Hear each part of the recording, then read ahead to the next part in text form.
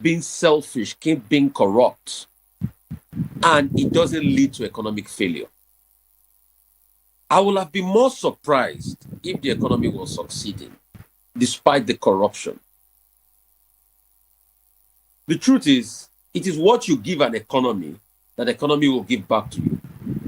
If you give an economy productivity, it will give productivity back to you. If you give an economy economic discipline, it will give economic discipline back to you. So there is a principle of economic growth.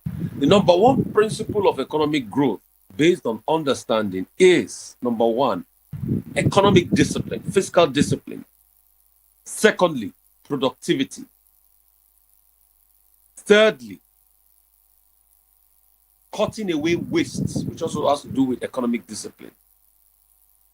Fourthly, innovation, which also means that looking for new areas to add to the economic dynamics within. As we speak, Nigeria is not doing the same. Since the 60s, it has always been oil that produced most of our forex. We have not done a lot of work at diversification.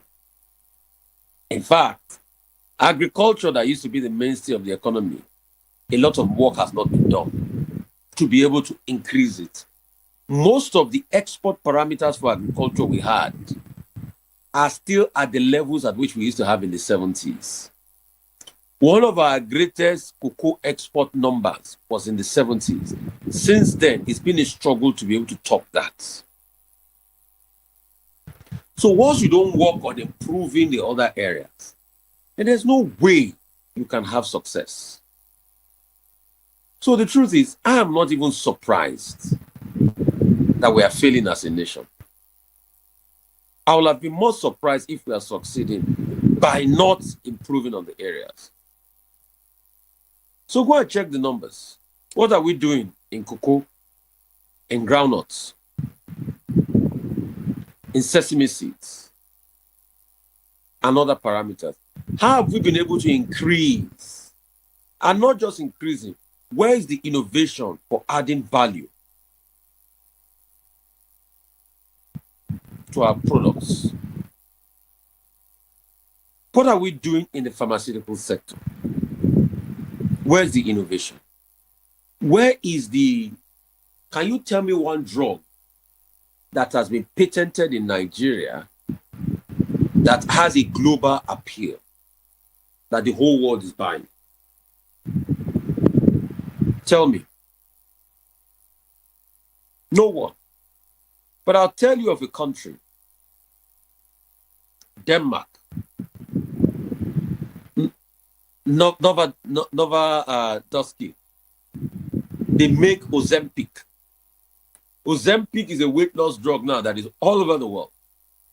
That company alone brings a lot of forex into the Danish economy that stabilizes their money, the Danish krona. So the truth has to be said. You can see the development because of the innovation.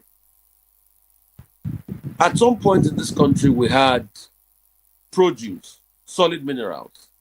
Enugu was known to be coal town. Jos was known to be tin town. The truth is, all of that has been eroded away. We don't even use coal to provide our electricity. Then technology. How many multi-billion-dollar companies are technological companies from here? How many of them even get government contracts? Most of your tech companies, your likes of Elon Musk and the likes, apart from what they do, they also get government contracts. Their government also support them within. In fact, there was a time Elon Musk was going down, the American government under Barack Obama gave him a loan. So how many times do we see government give people with independent ideas manufacturing loans? Once you don't have that, you can't succeed. So there's a principle to how an economy succeeds. There's a principle to how life runs. If you don't follow the principle, there is no way you can change your fortunes forever. There's an understanding that comes with that principle. If that principle is not followed, no matter how much work you do, you will never be able to break even. Number two, there's need for an understanding that action and reaction are equal and opposite as part of the Newton's law of motion. The question is, what do you put in is tantamount to what you will bring out. What you sow is tantamount to what you would reap. You can't sow corn and expect to reap rice. What you sow is tantamount to what you will reap. You can't sow hatred and expect to reap kindness. You can't sow vision and expect to reap lack of vision.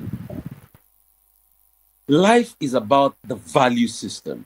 So what value are you putting into it? But let me tell you what we now understand in Africa. We have built a society where we think that if you sow wickedness, you will get riches. We have built a society that politicians feel, I don't need to campaign to the people. All I need to do is to snatch ballot boxes, and the people supported them. We have built a society where people do not show innovation. Nobody wants to think, but you expect riches and you expect solutions. We have built a society where people do not want to build, but you expect growth.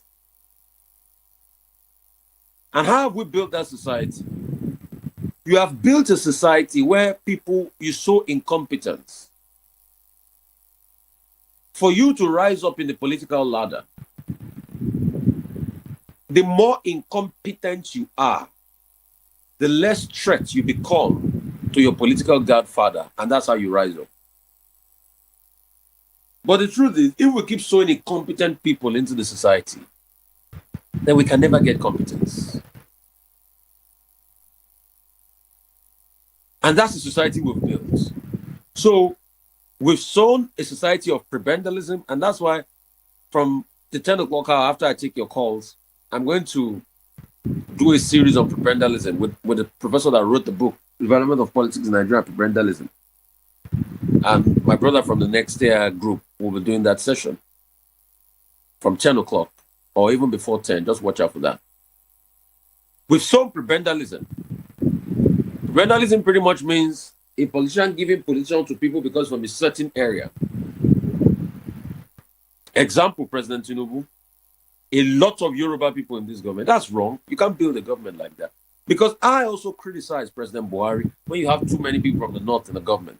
So President Tinubu, what he's doing is wrong. This government of Lagos people only, it's not going to work. There are other people that are competent from other parts of the country. You can't be prebendalist and say it's only people from your area. No. Your role as a leader is to go and look for them. Look for them, discover new talents.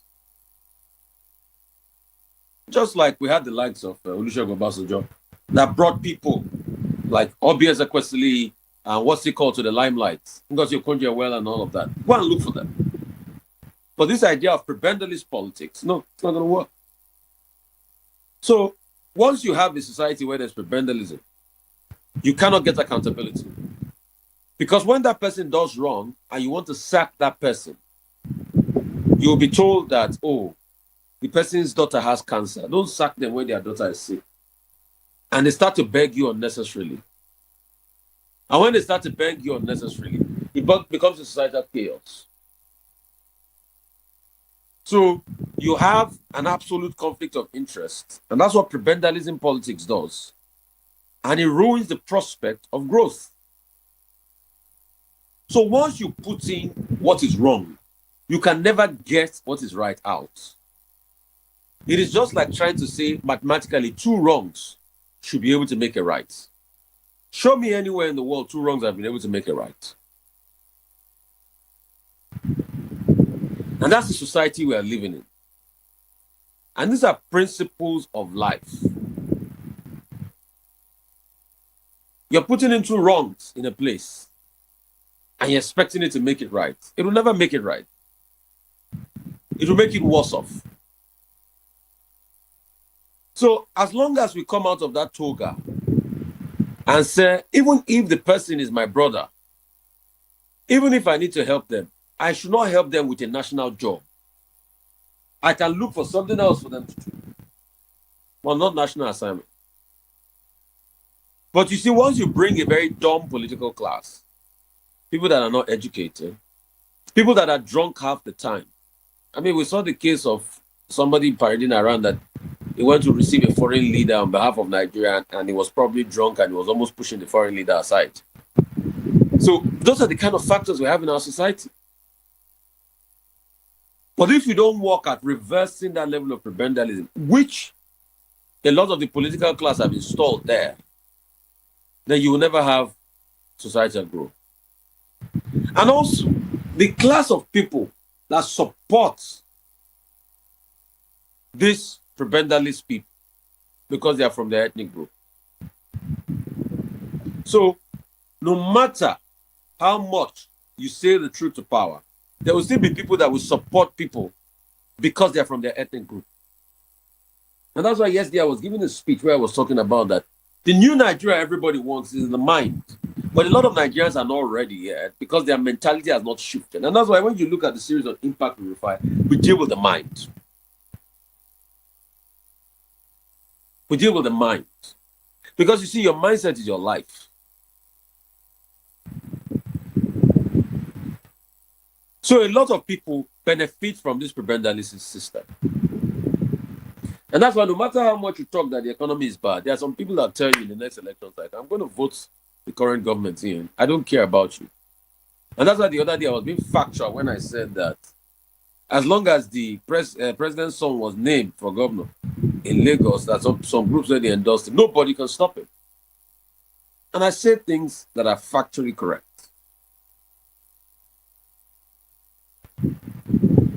So you must also remember the principle that what you put in is what you get out. Nigeria have been putting the wrong things in. There are people that you can't live with your 6-year-old, but you vote them in elective offices and you expect growth to happen in Nigeria. It's not going to happen. Part of the prebendalism was also the construct of sex and how it operates in our Nigerian polity. The power of sex. Some people decisions, most of the decisions you see that are made in political class are made based on sex. Somebody's having sexual relations with the other person, and because of that, they draft people in. So it is the priority of sex that is more important than the priority of growth and development. And that's why obviously you know that people not ought to be somewhere where they are, but because they can give sex and exchange. And there's always been like that. So a lot of key decisions that make on the altar of sex and sexual relations and sexual intercourse. There's also a sexual appeal with the prebendalist outlook. And it affects the fortunes of a nation. And this matters a great deal. I was hearing the story of Confucius once. And when Confucius was trying to bring about his theory and its evolution in China then, and China was not taking it, most of the people that were leaders then, there was also an element of sex. Because their girlfriends then said, oh, don't listen to this Confucius man. But many years after, a lot of China is not adopting most of those mindsets.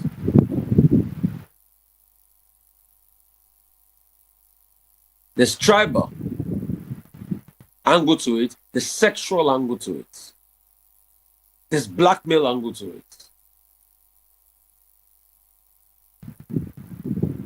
So it is now time for us to ask ourselves the question, do we want to think beyond all of these cardinal points, or we truly want to make our nation and ourselves work? And all of these to apply to your own normal lives. See, it's just like expecting help to come when you're not doing anything. You're not working hard. You say you are looking for a job. I tell people, go and volunteer first. Look for opportunities. You're not looking for opportunities. You're not volunteering. You're not making things work for yourself. And all of a sudden, you think the grace of God will just shine on you like that. No, it's not going to shine on you.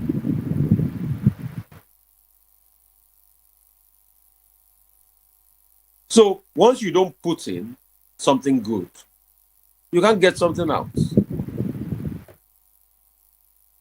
It's just like mathematics. You can't do wuru-wuru to the answer. There's a mark for method. That's why it's called method mark. When they are marking WAEC mathematics, they don't just mark your answer. Your answer might be correct, but your steps might be wrong.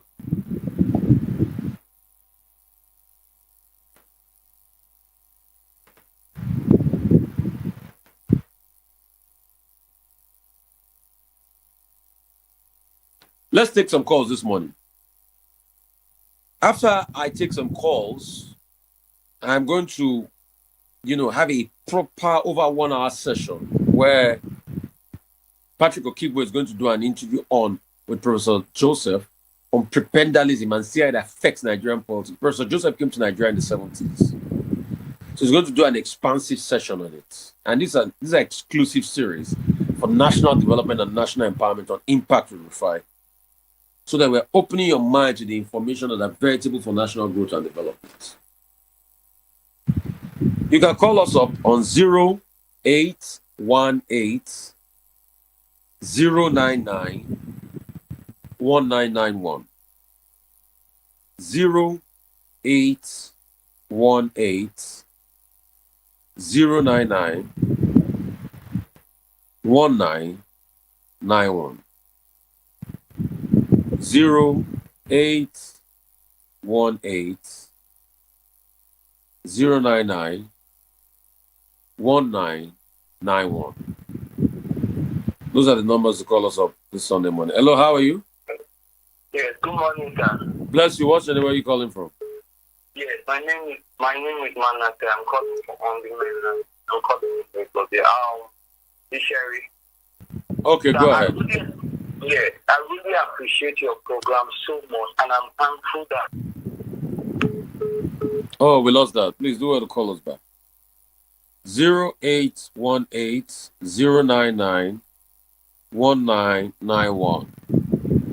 0818 099 1991. And just to remind you, we're also still going to do our outreach on the 14th this year in Odogbolu on the 14th of December.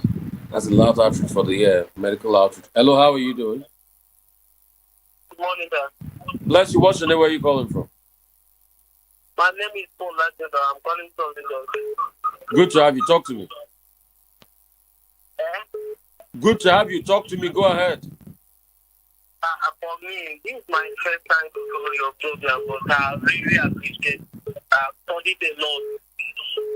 Thank you so much for imparting this kind of knowledge this morning. Thank you so much, sir. May God bless you abundantly. Thank you so much. God bless you. God bless you, real good. It is well. Hello, how are you? Hello, good morning, sir. Morning. Great to have you. Happy Sunday to you, sir. Happy Sunday. What's your name? Where are you calling from? Bless you. What's your name, sir? My name is Mike from Ojo. Good to have you, sir. Yeah. Yes, sir. See, I listened to you, and I thought of something. There was yesterday I was watching a video on TikTok. This prophet from the East, I don't know, NJBJ or something like that. You understand? And he was talking about Nigeria. He said he was funny, but he was talking about what is happening. And he said that everybody in Nigeria is a military. Everybody is military in Nigeria, everybody in Nigeria is a military. And he said, if you want to find people who are teachers, who are professors, go to Dubai, other countries. If you know you have good roads, 24-hour electricity, so that's where they keep people. He said, Nigeria, you can't see good road, no light, nothing whatsoever. So I begin to think, and we will say we are literate, we are professors, we are this and that, and yet we don't have the basic amenities that humanity needs. And that's the key. And for Lagos State, are they just realizing that Sheri Temple is not in the Lagos? Thank you very much. So, you see, the reason why Nigeria doesn't have those amenities is because of leadership. The governments of those Middle Eastern countries have decided to fix the lot of their citizens with their resource because they know that if they don't do it, there's going to be uprising. In the case of Nigeria, there's a lot of docility of the citizens. Hello, how are you? Morning, sir. Morning. My big brother. Bless you. Icon of hope, man.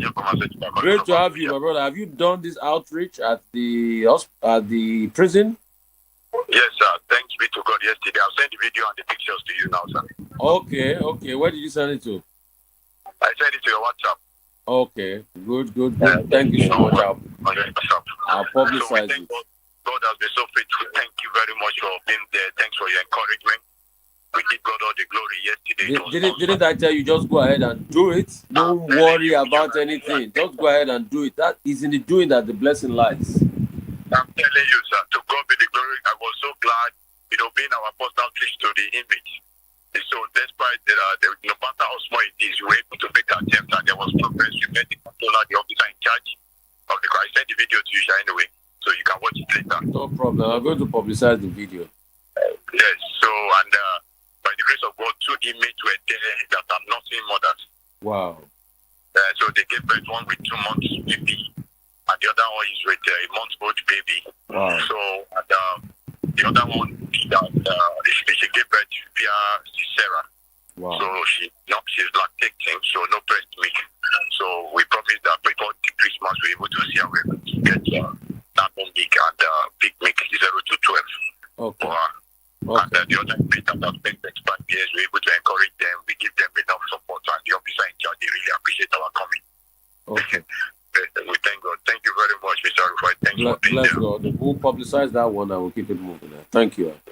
All right, More to come. Yeah. So that's Icon of Hope Foundation. Please keep still donating. We used to call out his details every time.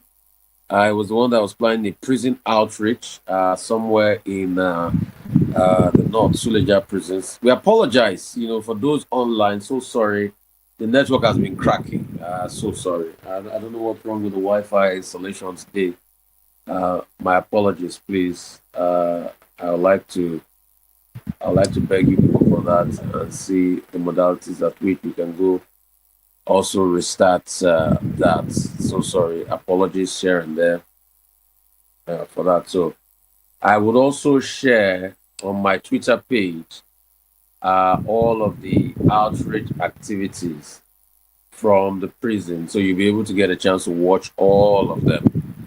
The Icon of Hope Foundation, and the pictures and videos and what we did, with the prison, and it's going to be a great one.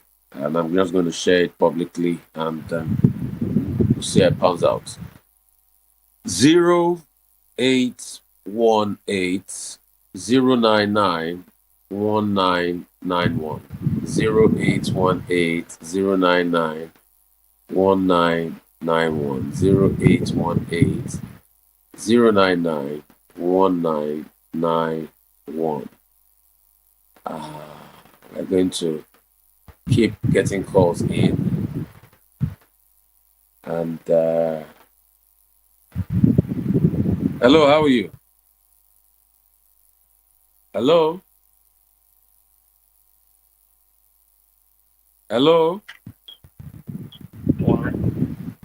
You're not speaking up. 0818 099 1993. 0818-099 0818-099-1991. That's the number to call us up. 0818-099-1991. We just take about a few calls more. Then we go to the session this morning because we've been having challenges with our connection, and we'll just keep it moving this morning. 0818-099-1991. We'll just take our last calls this morning. Hello, how are you? Hello, good morning. Morning, what's your name? Where are you calling? I'm living from this. Where are you calling from? I'm coming from Ogun State. Speak up, please. Where in Ogun State are you calling? Ogun State at Igbesa Island. A what? Igbesa. Talk to me, my brother. I'd like to propose this morning. I sent it on this morning, so I appreciate it because I'm the first caller. Thank you. God bless. Thank you so much. I really appreciate you too. Thank you. Hello, how are you? Turn off the volume of your radio set. Turn off the volume of your radio set. Please, before you call us up, endeavor to turn off the volume of your radio set. Just turn it off, please. When you turn it off, we'll be able to have a smooth, clear conversation. Just turn it off. 0818-099-199. Hello, how are you? Great to have you. From where? From where? Ejigbo, yeah. Okay. I'm just hearing the radio, so I hear this program, so I like it. Thank you so much. Thank you so much. Thank you so much. Thank you so much. Yeah. Thank you. Bless you. Bless you.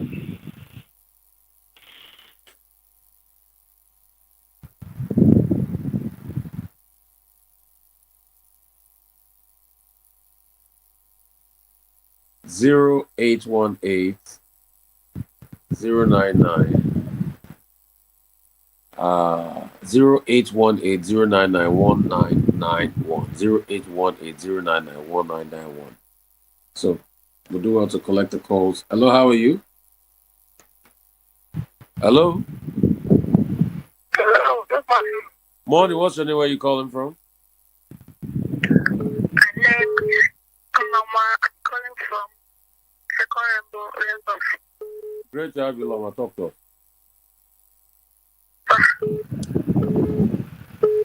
How are you? Great to have you. Talk to us. Talk to me. What's going on?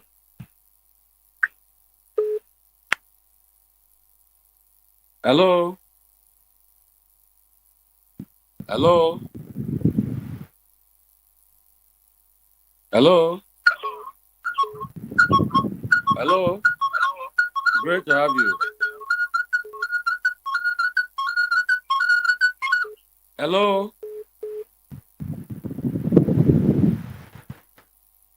Hello? Okay. A lot of calls are coming in at the same time.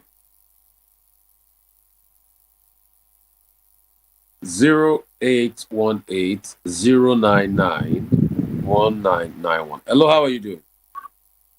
Fine, good morning, I'm Rufai. Great to have you. Great to have you, my brother. Talk to me. Go ahead. Yeah, I want to commend you this morning for your program. In fact, you're just a blessing to this country. You are generous. You can listen to your program. Please, I want to say that God will give you more knowledge, Amen. more wisdom, as you work on it.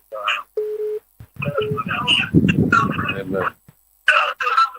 Thank you so much, my brother. I appreciate it. Hello, how are you?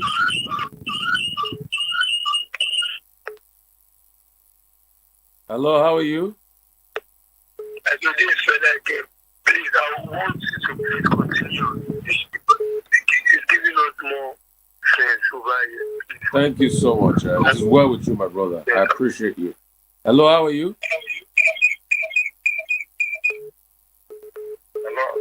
God bless you. What's your name? Where are you calling from?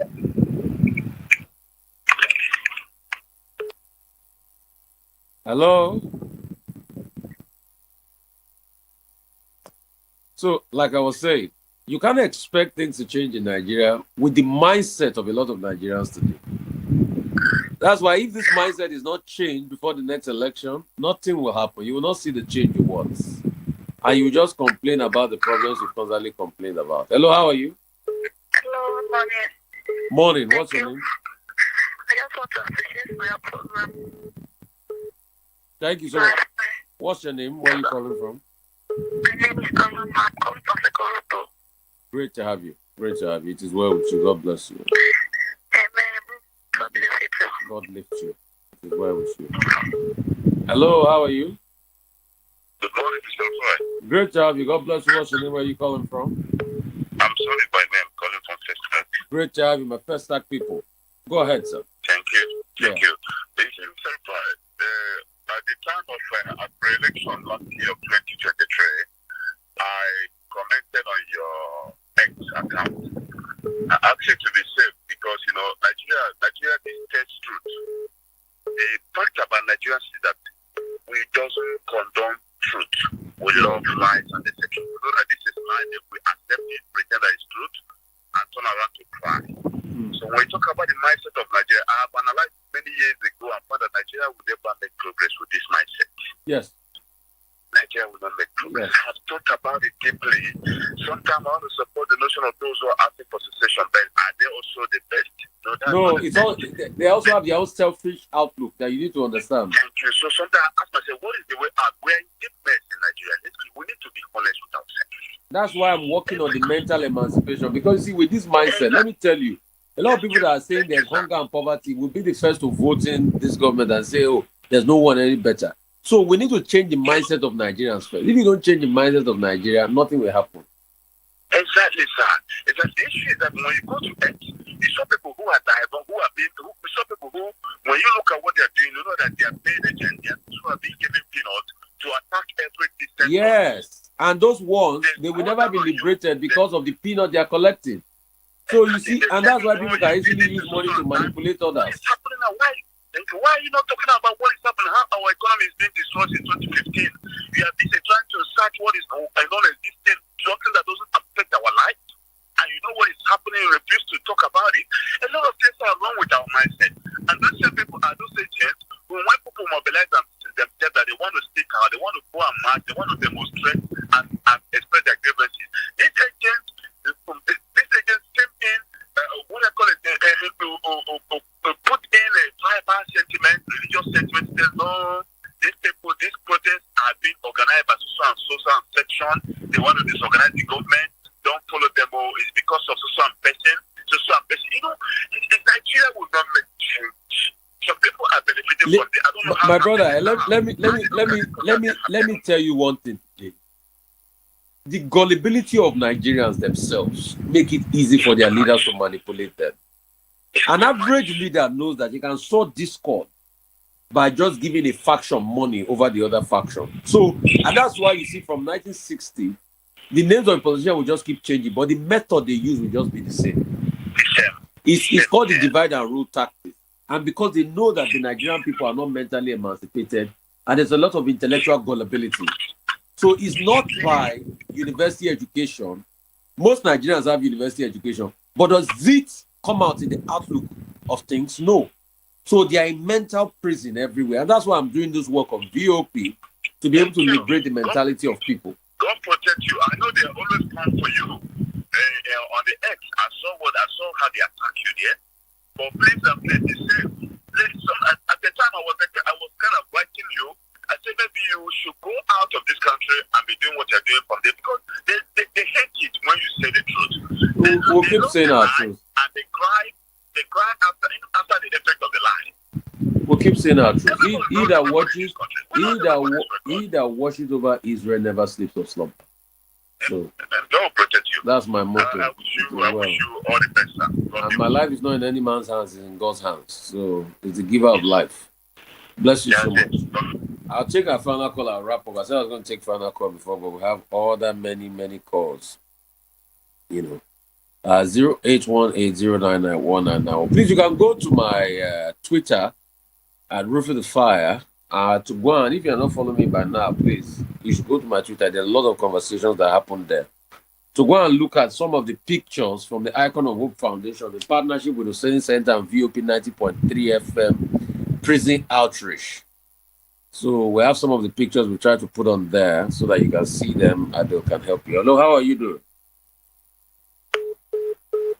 And please, I want to charge you. I want to call something Project Christmas. There's somebody close to you that has nothing for Christmas. Even if it's a sachet of rice, give them this Christmas. From now to Christmas Day, just be in the habit of putting a smile on somebody's face. It's called Project Christmas. And if you want to also give things collectively that you want to let us know, you can call us here and announce it. It's called Project Christmas. All right? Just please try as much as possible. From now to Christmas, give people things. If it's a sachet of rice, even if you want spaghetti, buy and give somebody something. There are a lot of you that you have never given somebody something in your life. You always know how to collect. You don't have the habit of giving.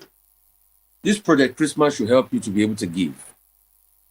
Just reach out to somebody in need, give them, and let God bless you. And you see how the blessings of God availeth much for those that give.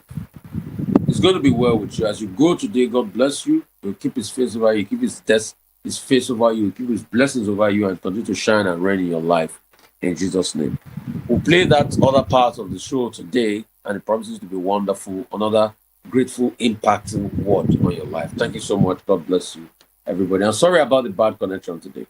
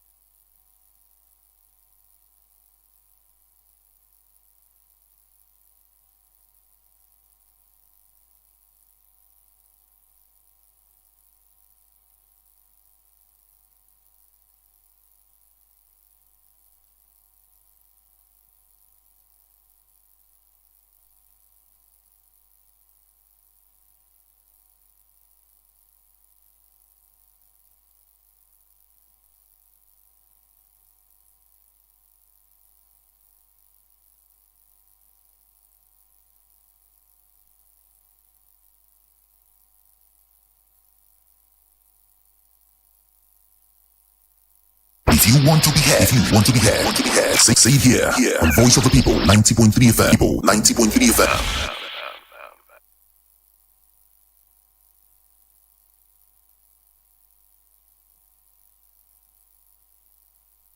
Voice of the People, 90.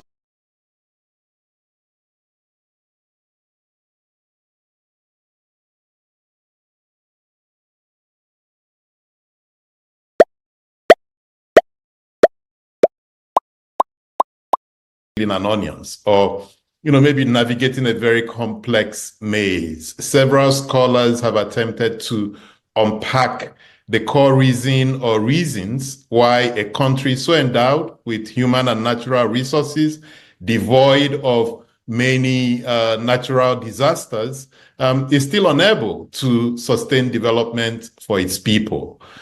My guest today has been thinking about this question for over 4 decades. Professor Richard Joseph is a renowned political scientist and scholar whose work focuses on Africa's politics, democratization, governance, and political economy.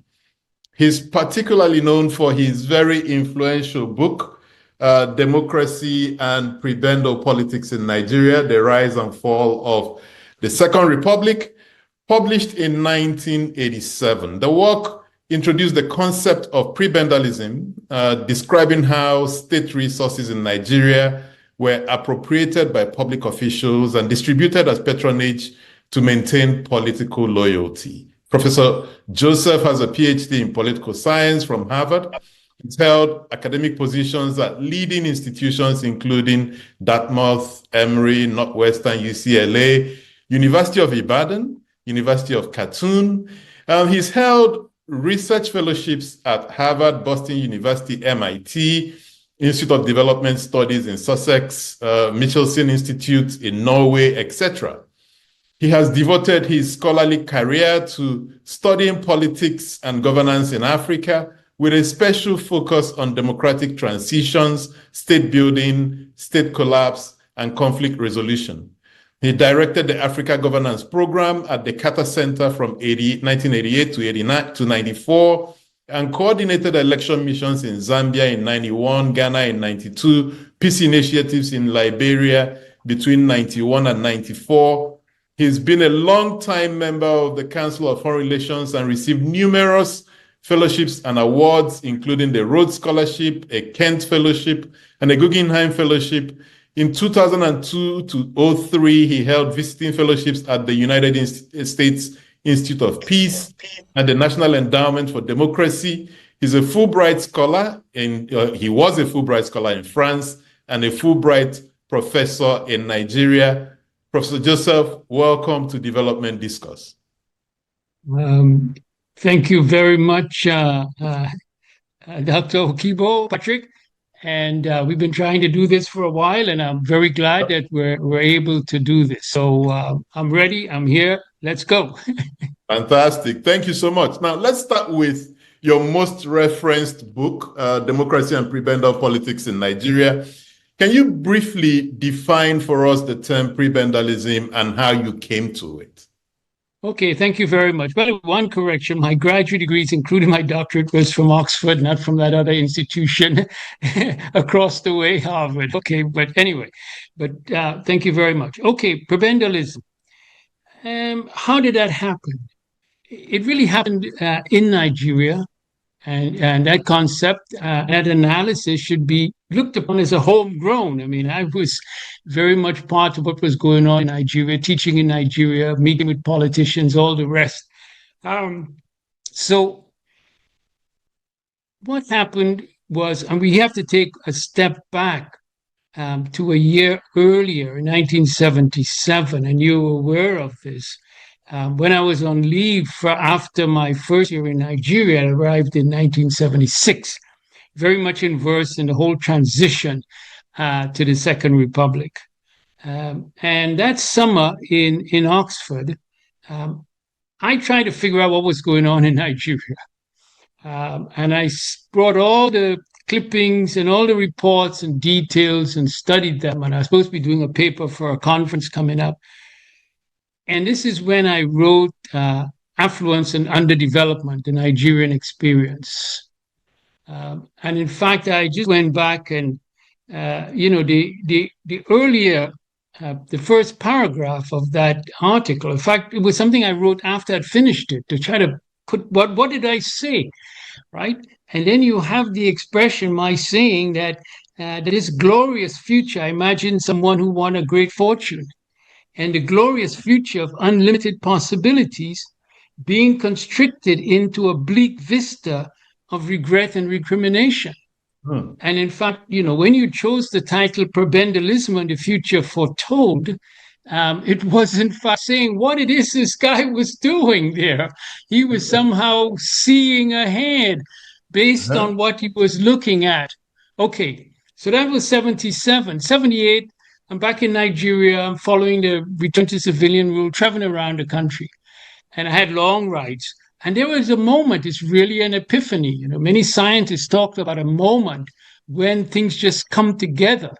And what came together for me was the way in which I had seen Nigeria. I was now in Nigeria, so I was doing the same thing, right? Functioning, how do you get things done, and so on and so forth. Dealing with this, this oil boom. I've given it a name now, the confetti era. Confetti in the sense of what's coming down here. This is confetti. This is naira, and it was free a hard currency, huh? Free money. Yeah, that's right. You were just grabbing it up. Whoever could do it. So the confetti years, I was right in the middle of this. But anyway, and I was also teaching at University of Ibadan. I put together the notion that I saw individuals acquiring what they needed in so many regards, using offices in that regard. And then what I saw was happening in terms of state offices. And I said, wait a second. And I remember getting back to my study at Ibadan and looking it up with Max Weber. And yes, this was this moment. I don't want to go into details, but, this is going to be a learning process. So every Nigerian will be able to track all of this. And so this was notion of a patrimonial system back in the feudal era, decentralized. And there was this notion of a prebend. All right, and a prebend was an office. You held that office. And then you expected to run all the affairs you need to from the proceeds of that office, and then you send some of it upwards. But it was this notion, and I realized, wait a second, this is what is in Nigeria, all right? Nigeria is a decentralized patrimonial system. The higher up you get, then of course you're more bonus. All right, so that notion that I now developed, and I have Nelson Casper, my colleague from Dartmouth. This is State and Class in Africa. This is where it first appeared. There was a journal, but this was all right. And here it is. I wrote on class, state, and prebendal politics in Nigeria, 1983. All right, taking a deep breath now. So, was the sense that first of all, Nigeria was building a republic, but it was building a republic on crumbling stones. Underneath the foundations of that republic could not sustain what was being built in the case of this constitutional republic in a very complex country. And then you have these practices which I realized were so ingrained. In fact, Professor Samuel Yovbari, I think it was, who said when it came out, he said, we are all prebendalists, right? So there was this recognition of it. All right, so fast forward to today. And, next year, you document the situation in Nigeria, right? And all of the trials. The last one I saw, terror, all of the insecurities, and we know it, the poverty and so on. We're aware of all of that has happened. But let me point out a few things from 2024. So really moving forward to 2024, which is where we are. And now I have a book here, just came out. I just got my copy. From Reversal to Fortune to Economic Resurgence, right?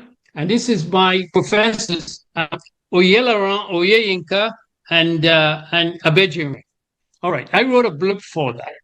And what is that book about? It's really about what I call the grand divergence. The grand divergence.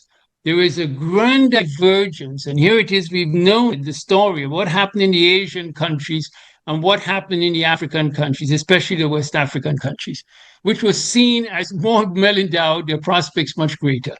And then in the 60s, it started, this grand divergence started taking place in terms of wealth and income. And on the other hand, slow growth, stagnation, and then poverty. And just multiplying that now. So here we are, 4 decades or so plus down the road, all right, from this recognition. But also, what also happened in 2024, all right? We had a Professor Acemoglu, Robinson, and Johnson getting a Nobel Prize. And the Nobel Prize is for explaining what, in fact, we had already come to understand in Nigeria and other countries, but they used data sets and was able to show it. Basically, this fundamental difference has to do with governance and with institutions in terms of these countries, all right? But what has happened? The people in Nigeria have themselves come out and bad governance. Right? There was this recognition now that there is something very fundamental here. It has moved from academia, basically, literally onto the streets of Nigeria. Right? And so this is where we are. So what else has happened in 2024? 2024 is, what are we going to do about it? I quickly looked to see what the scholars had written, right, in economic resurgence, right? And I looked at their recommendations, went to their conclusion. What did they call for in their conclusion? They said, well, look at the Asian countries. They invested in education and in learning. And all the steps of that process was very fundamental. That's the first point they made. The second point, that is related to that, human capital, building human capital. The third point, physical capital. And in their fourth point is transformative leadership. Well, I mean, they tried their best. But, we've known that, right? And one of the things that they admit to, in fact, I was reading, by the way, The Economist has a special issue in September, and it talks about the end of the road. And what is the end of the road? The end of the road in terms of catch-up growth. Because at the start of this century, there was a sense of catch-up, that countries were catching up.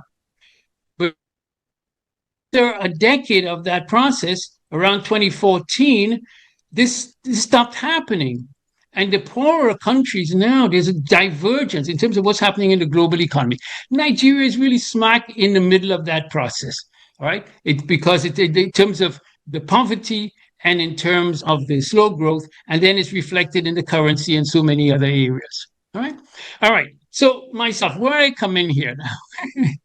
I come in here where I started as an educator, and this is where it is. And I use Arthur Ashe notion, start where you are, use what you have, do what you can. And I hope Nigerians will themselves start, they might even start creating songs to that Arthur Ashe notion. This is what we have to do. Now, I am doing it myself because we have at the Nigerian Institute of International Affairs, by the way, where the Nigerian edition of Prebendal Politics was launched in 1991. All right. So there is something called the Richard Joseph Collection.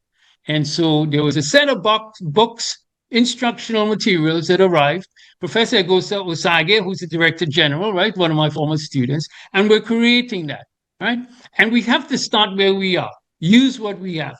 Right now, where do I end up in this? I'll end up with who I have been all my life, and this journey you'll see it replicated in so much things. Right? Is yes, we can do things and we have to analyze, but what can we do?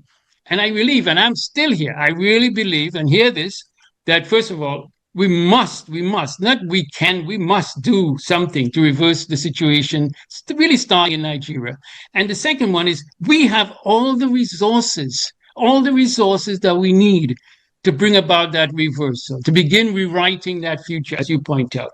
And we can talk about it. I'll stop there. Excellent intro. And I know we're urging, eager to jump forward to present day, but I want to go back. I want to go back to 79, 80. I want to go back to at the point where the great divergence started happening. When countries like Singapore made certain choices, to move in a particular direction.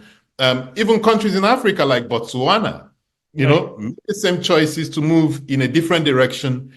As you think back to the key actors you were engaging with at the time, at the political and economic currents at the time, how come we made the wrong choices? How come we just got drunk on the free money? We couldn't lay down the right roots. We allowed prebendalism and many of these issues to be the dominant forces that took hold instead of a focus on development, putting down the right roots. I think we need to understand that before we can move forward. Okay, so Nigeria was blessed with superb economists. I knew them well, all right, in my faculties, in government, advisors, the whole realm. Nigeria had, really the top globally and so on, right? So it's not that they were well versed in all of that. But when you ask me what were they missing,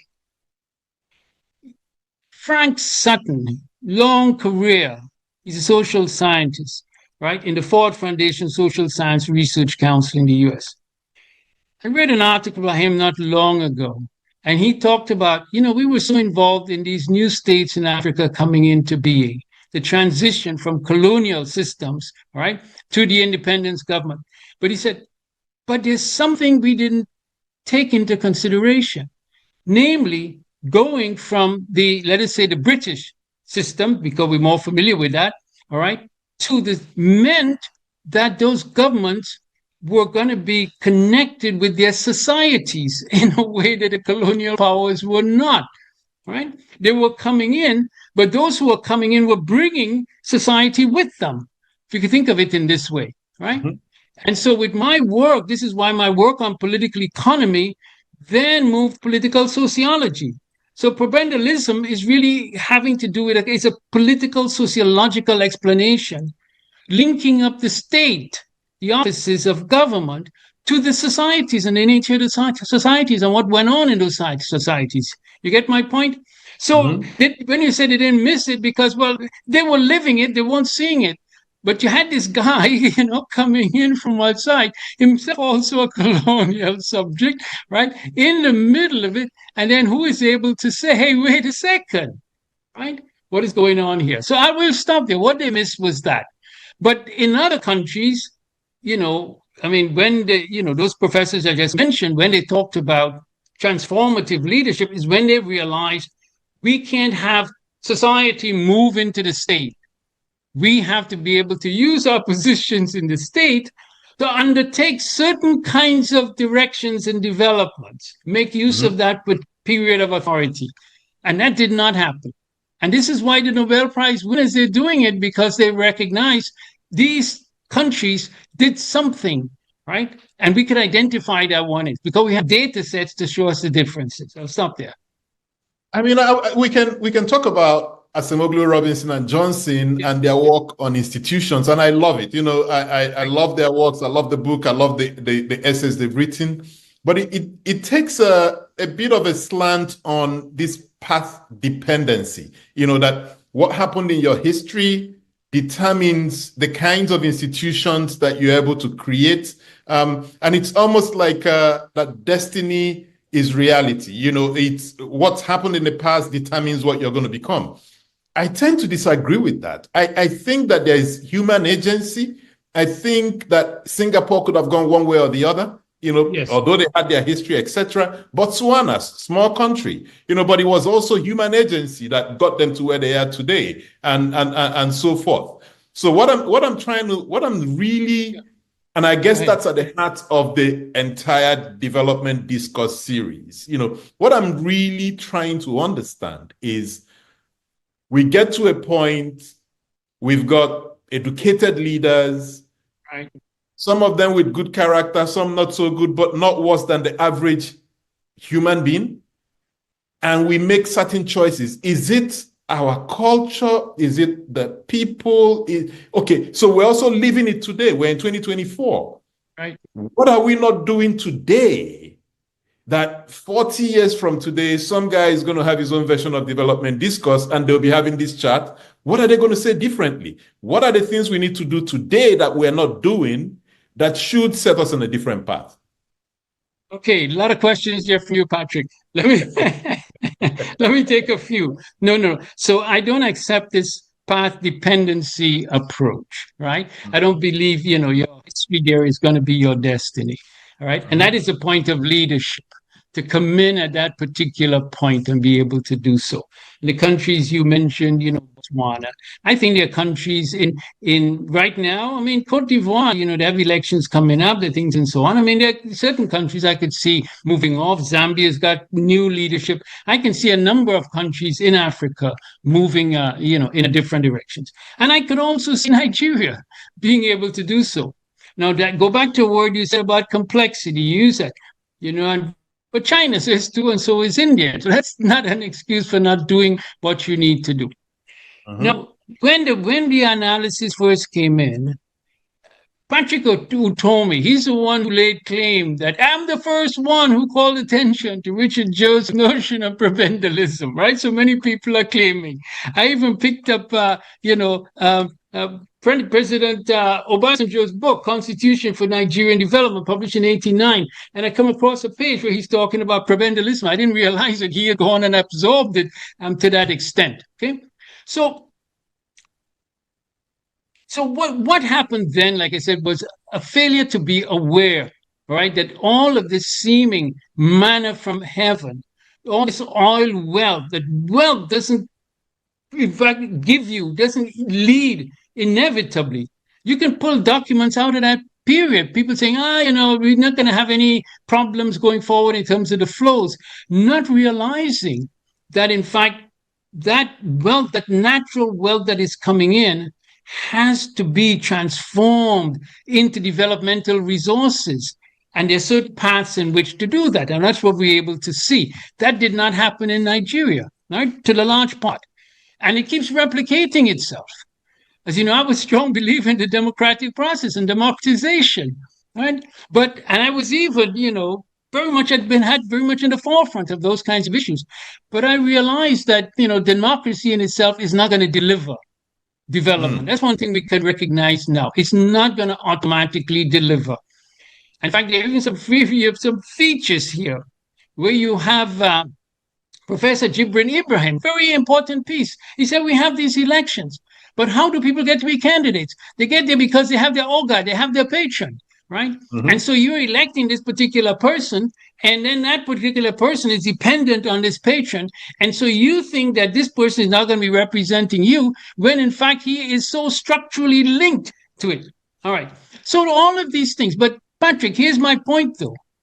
We know everything. I want everything that I have learned, everything that I have written, even to be made available to Nigerians coming up, that they should have access to this, and that they should be able themselves to go through this process and say, all right, this didn't work, this didn't go in that way. And let me give you an example, a specific example, Ghana, just to get out of Nigeria for a second, where students, in the university there, they're studying and they're learning about, imperialism did this, colonialism did this. But meanwhile, they're dealing some of the realities. And then but wait a second, they're talking about that port system and that bridge that was built by so-and-so. And so there's a sense of, there's this discordance. What didn't happen, right? And I'm saying that today, for them to be, and this is where we have to engage, President Faye of Senegal saying, look, our young people need answers to keep them from being thrown into permanent despair, right? James Mwangi had a talk recently, at Africa in the World. He said, this is going to be our focus. We've got to get dignified lives for our children, for our young people growing up, right? Otherwise, they're just going to feel this, this explosive discontent. So I'm saying that now is a moment that we have, this got to be an all of society engagement into this process. We all, if I were there, I'd be locked into these same processes myself, right? All of it. But not only that, let us deal, I call myself a global African. I was born into global Africa in Trinidad, and I have been there, right? And now when we think of global Africa, the resources of global Africa, it's really immense, intellectual resources and so on.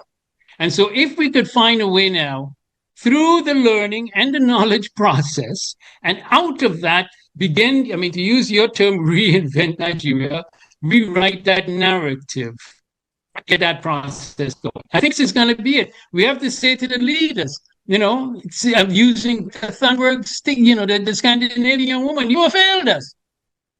You have failed us right across the board. I'll also say to academia, you have failed us, right? And now the opportunity is, all right, we have to work in a way in which we use all that knowledge and learning and lessons to start rewriting all of these basic. It's almost like rewriting code. Mm-hmm. And I'm going to get to that reimagining Nigeria in a second. But I wonder, yes, in your reflections, almost 40 years after the book, actually more than 40 years after the book, how has prebendalism evolved for you?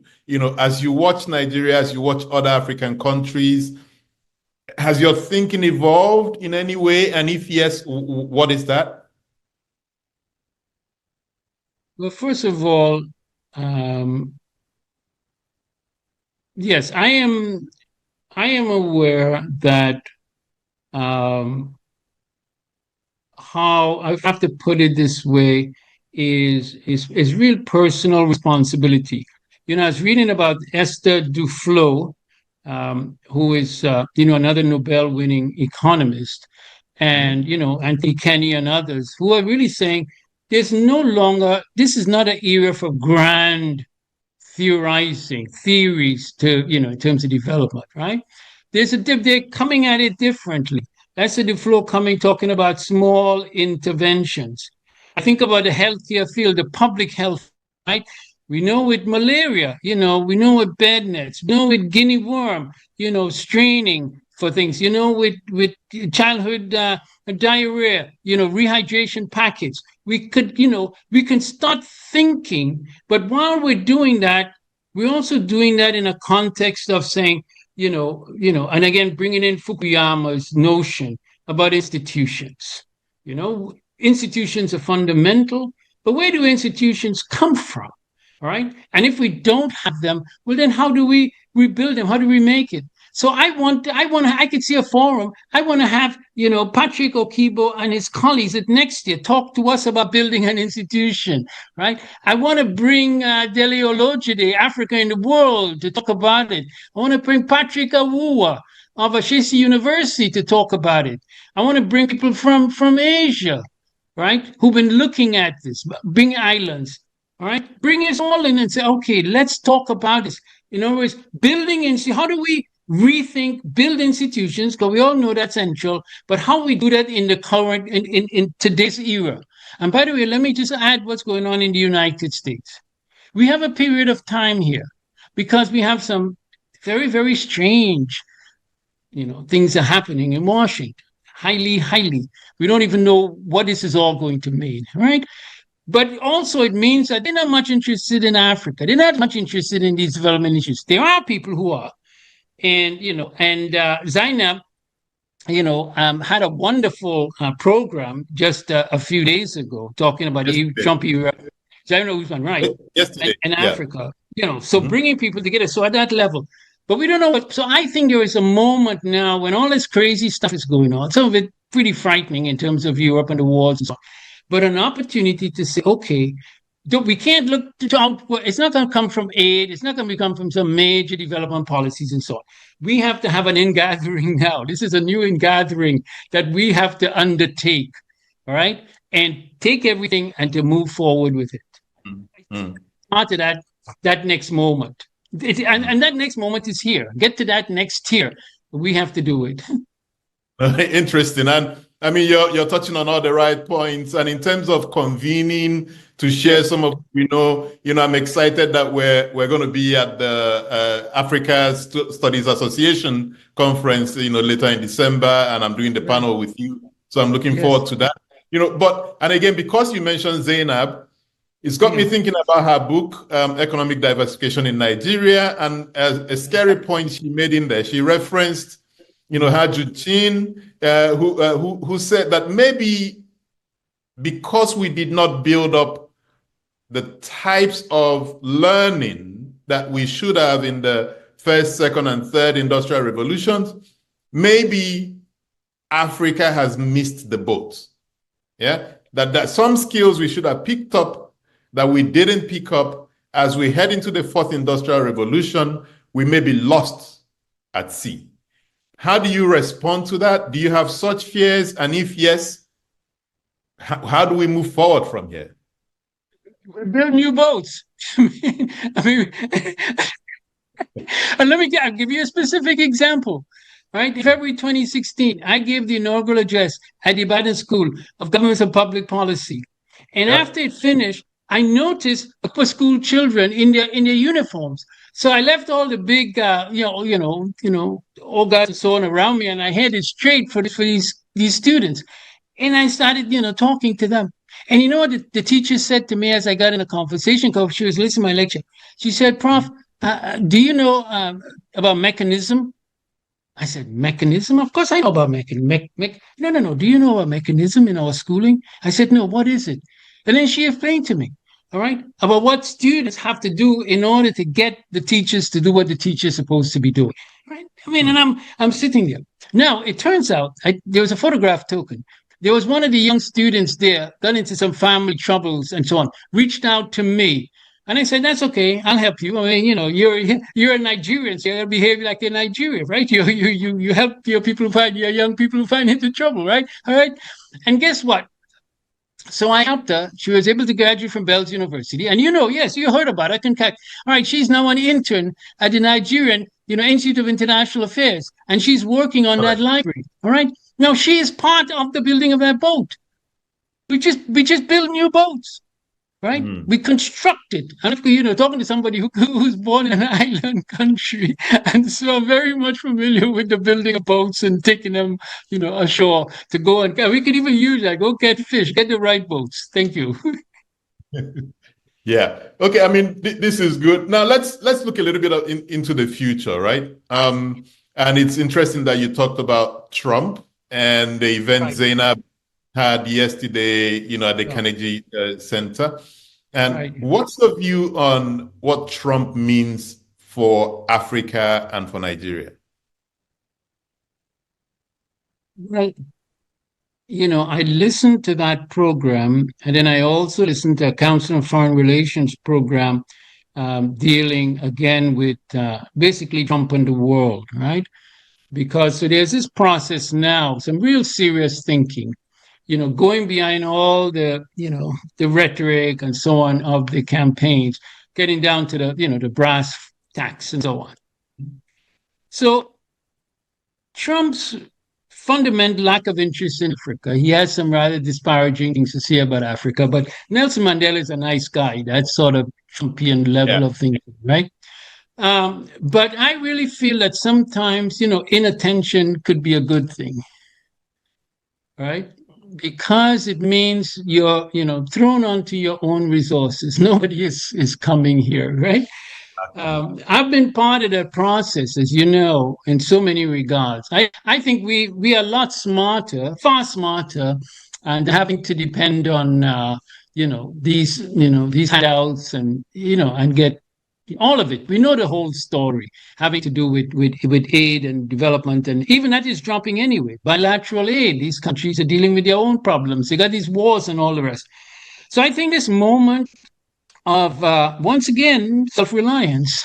And by the way, let me just put in a word for my major country, because this conversation has never taken place with regard to where I did my basic doctoral work, Cameroon. All right? And the study I did that. But you had the Cameroon-France Historical Commission met last year to find out what happened in Cameroon, and then they contacted me because you did this fundamental research, right? But because of the nature of Cameroon, the very authoritarian system that you have in Cameroon all this time, well, I came to Nigeria because this is where I could work as a teacher and all the rest. So, but let me just mention that. But because we bring it back into the occasion, all right, Cameroon is going to return to the fold, no question. All right, so getting back to Trump. So this period, because I'm a strong believer in agency, I'll be self-reliance and self-determination. I am, Professor Osage refers to the Richard Joseph Collection as a legacy project. Well, there is Jonathan Holloway, former provost of Northwestern, in 2018, when I asked him, what is this, making me a emeritus professor, what does that mean? He said, Richard, now it's about the journey and the legacy, right? And this conversation here combines the two, your journey and the legacy. And I really realized now I really have to focus on that, right? I want, everyone to be able to know, Richard Joseph, his journey and his legacy is ours. He's one of us. He came out of, our situation. Okay. And so, we're going to engage with him and engage with others in that kind of a way. So I really see Trump. I mean, it's terrible, a lot of it going on, but quite frankly, I see it as a moment of opportunity for us. Really more, because, all right, we don't have any saviors there. And I agree as well. And I think, aid is good. Aid to Africa is fantastic. But I think it also kind of infantilizes the people. There are things we should be able to do for ourselves that we're not doing because we're expecting that some white knight is going to come flying in and, slay the dragon for us, which never happens. So if Trump is being transactional, maybe that's good. Countries that can trade with America will trade with America, and if he shuts it down, then you've got to look somewhere else. Isn't that what China did, to find their way around? So maybe so certainly, let me, two quick things. One, Donald Trump met with President Buhari when he first came in. They engineered that. And Trump was in that meeting. And then Trump came out of the meeting and he couldn't understand. You all made so much thing, I must meet this guy. And then he met this guy and he's in his transactional mode. Namely, okay, what do you want? What do you want to do? Right? And then I come out. I don't have anything to say based on that. Okay, but just come back to me. The second thing also in Washington, I was appointed to Brookings some years ago. And I said, okay, this is an opportunity. And so I came up with a project. I call it Accelerating the Creation of Enterprise Societies. And I thought that and I put these ideas together. Our people are enterprising. Let us find ways that we can accelerate that. That's over a decade ago. All right. So I'm saying to you that anybody that says, no, we're not coming to help you, and we figured, okay, we're enterprising people. We'll figure it out. And we're going to get the resources we need. And then if you want to transact, we will transact. Excellent. Now let's move to the subtitle of our discussion, which is Reimagining Nigeria. Yes. Again, we know what the problems are. We've seen these problems. We've lived with the problems. Can you whiteboard for us, blue sky, what could Nigeria become? More importantly, what are the building blocks? What are the things that must be in place for us to actually realize that new Nigeria?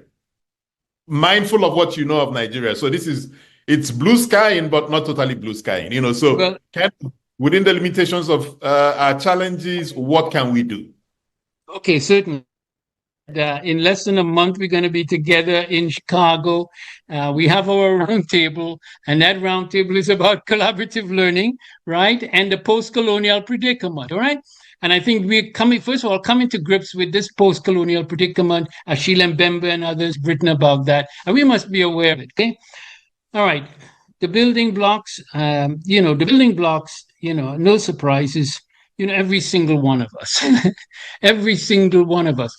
I have this notion, I call it reversing the pyramid. In Nigeria, the reason I say that is, think of it, Nigeria's had an upside down pyramid. Whatever goes down trickles down to a very, an elite. It's a very elite system. And then what happened? Your pyramid is upside down. And so the tops of the pyramid, where most of the people are, that gets drained of resources. So we have to reverse the pyramid. When, President Tinubu, some years ago, he was talking about school meals for every Nigerian child, right? But we have to see that. So that first thing, the building blocks are really our people. Mwangi said, we want our young people to have dignified lives, right? And so we have to think of each quota, each one of them as being able to get what they're so needed. I mean, this was so much part of the anti-colonial struggle, and even with the Wolo War coming in, freedom, all of these kind of ideas are still there. They haven't gone away. So that's the first thing, right? Investing in each one of us, the quality of life and so on that we have, and the responsibility we have to that. That's the first thing. The second one is, we have to. There's a learning. There's bad learning that takes place of how to get ahead, how to make it, right? And young people get this in Nigeria and they take it with them. I know it. I know it from private universities in Africa where they have to deal with this issue. I have had to deal with it in the US in my classroom when it is, don't bring that here, right? No, there are certain patterns of how you do it. And namely, how you succeed is to become a good prebendalist at every level. And we have to change that. And we have to be able to mobilize, our societies, our faith groups at every level. One of my colleagues at Jamaica, and he started a program in Jamaica called Integrity, all right, of going into the schools. His name is Trevor Monroe. So we have to be able to do that. That sort of relearning that is taking place, and if families believe, oh yes, our children need to be able to operate the system in order to get ahead, there's so many levels of intervention in which we have to operate. But the also thing, let me just end there. Example. We have to show example. Every single institution that we create that function in a certain way, there's certain kinds of laws, efficient and produce, every single one of them becomes a demonstration. No, you don't have to do it this way. Come, we can do it differently. So I understand that. Age has taught me that things take time, to take root. When I was much younger, I thought there was some kind of silver bullet, that all we had to do was find it and we, flip the switch and it worked. But I think with a population median age of 18.1 years, the people we're talking to are really young and they're not as patient as age has cowered me into becoming. What can we say to them? What should they be doing? So they've tried NSAS, they've tried end bad governance. Some may be disillusioned that engagement may not solve any problems or lead Nigeria on the right path. Are there some great insights for the young people, for civil society maybe, on how to navigate this maze that we're in? Okay, so exactly, Patrick. So, when Bola Ahmed Tinubu became governor in Lagos in 1999, I went and saw him. We had a conversation, right? And he knew my thinking. I had a similar conversation with President Obasanjo when he was it took a lot of work getting to him. So I've gone straight.